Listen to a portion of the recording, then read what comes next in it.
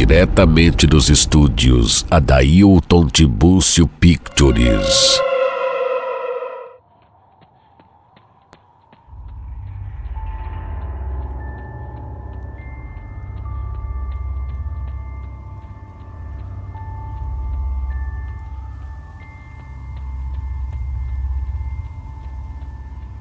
Olá, boa noite. Me chamo Seu José e atualmente estou com meus 75 anos, graças ao bom e generoso Deus.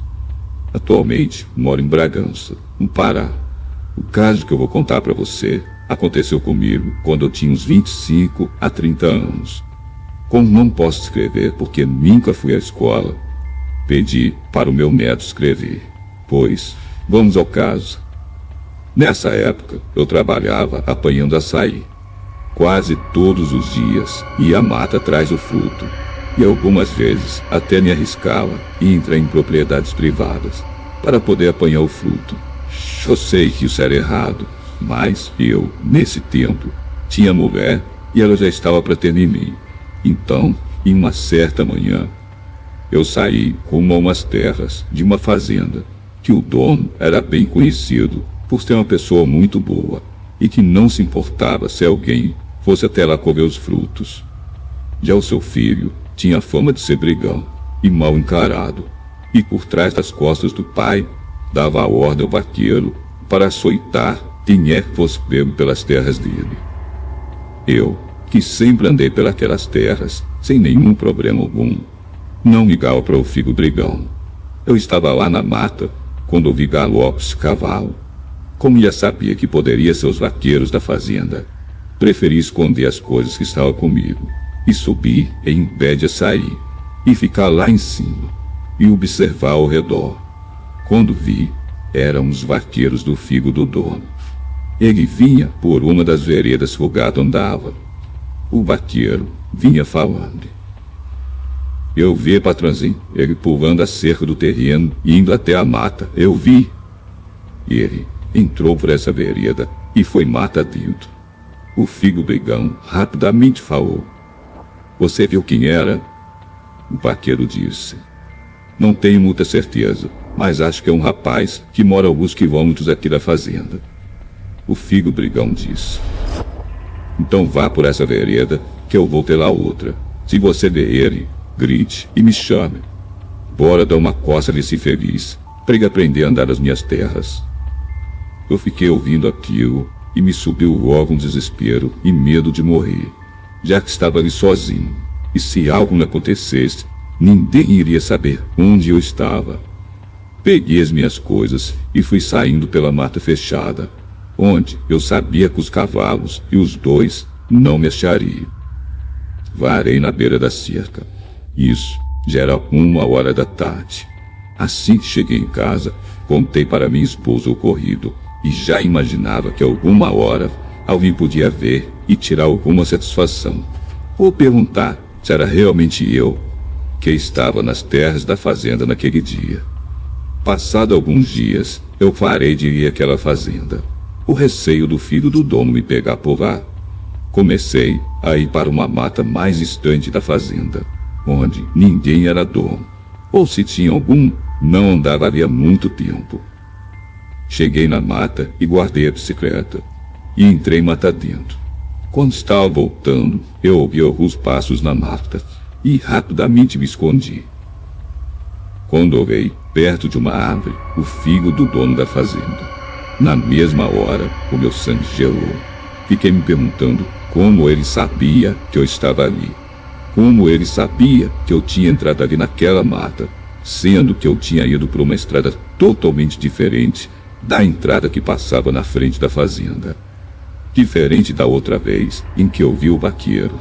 Ele estava só, sem o cavalo. Com certeza tinha deixado em algum lugar. Isso, o tempo foi passando. E ali, como se eu visse tudo o que se passava pela mata.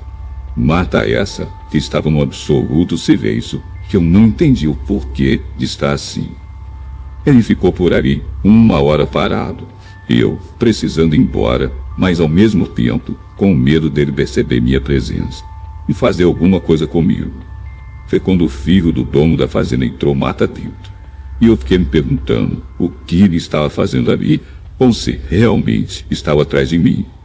Assim que ele sumiu na mata, eu corri, peguei a minha bicicleta e fui para casa. Assim que cheguei em casa, comentei com minha mulher o que tinha acontecido. Ela me pediu, pelo amor de Deus, que não fosse à mata por alguns dias, que o filho do dono da fazenda podia estar atrás de mim. Passado alguns dias sem ir à mata, eu trabalhava na minha roça, quando um dos meus compadres chegou comigo e me comentou sobre uma coisa estranha que ele viu na mata, quando foi esperar uma selva que ele tinha feito. Eu tinha ido umas 6 horas da tarde na minha selva, e quando cheguei na mata, subi em uma árvore e armei a minha rede lá em cima. Dava uns 5 metros de altura por aí. Quando foi na faixa de umas 8 para 9 horas, eu notei que nada vinha comer os frutos que deixei na selva e também estava um silêncio absurdo. A gente que vive na mata, quando nota esse silêncio, fica logo cabreiro. Foi quando eu comecei a ouvir uns respirados fortes e uns passos pesados passando em uma vereda, que ficava a uns 20 metros de onde eu tinha feito minha selva. Quando ouvi isso, os cabelos do corpo começou a arrepiar. Quando aquela coisa apareceu bem na estrada da vereda, eu vi o que era. Era uma coisa bem grande, peluda e com uma cabeça enorme, com uma boca que babava muito. Aquela coisa ficou cheirando o ar, como se soubesse que eu estava ali. Foi quando ela desceu pela vereda e entrou mata dentro na direção da fazenda.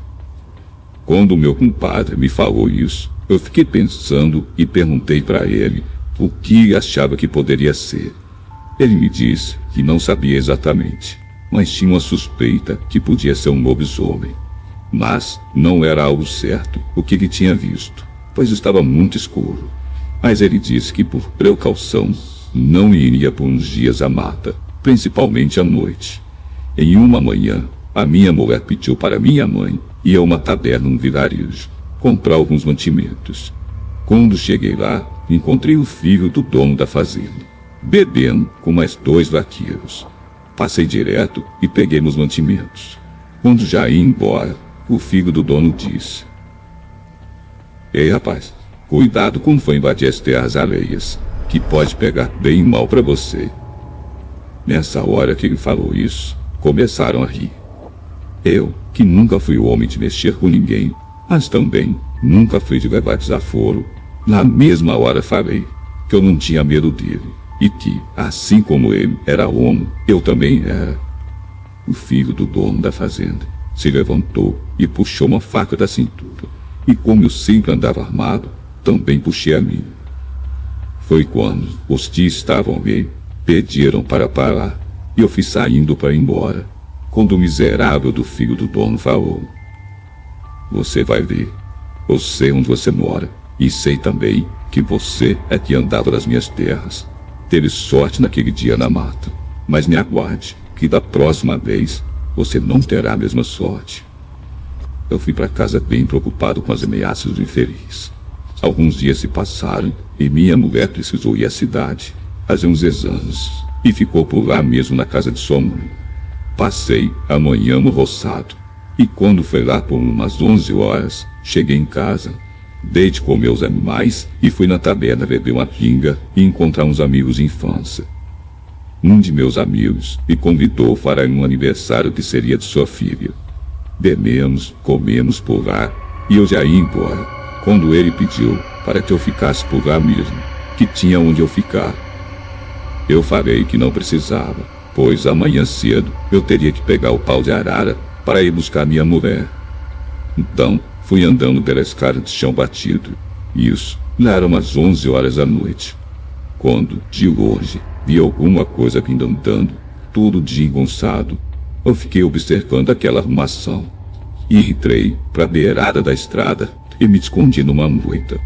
Foi quando aquilo foi se aproximando e eu vi aquela criatura com as mesmas características que meu compadre tinha visto semanas atrás na mata. Quando foi esperar, aquela coisa passou e parou a alguns metros e cheirou o ar, como se soubesse que estava sendo vigiada por alguém. Nesse momento, eu já estava apavorado, pensando na minha família, o que aconteceria comigo se aquela criatura me visse ali sozinho naquela estrada deserta, sem nenhuma ajuda. Foi como de longe vinha um carro e aquela criatura se jogou mata dentro e sumiu na escuridão.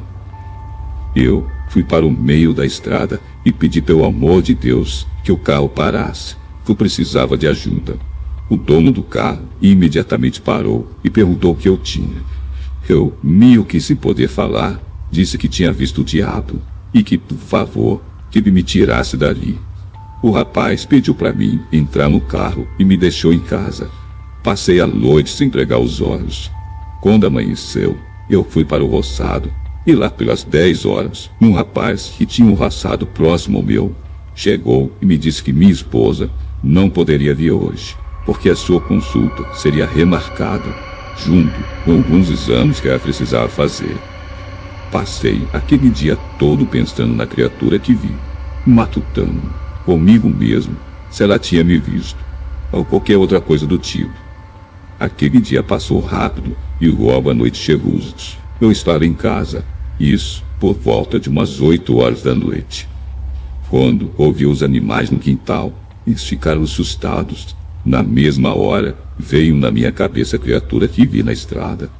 Corri no meu quarto, peguei minha velha espingarda e afaquei todas as luzes do candeeiro.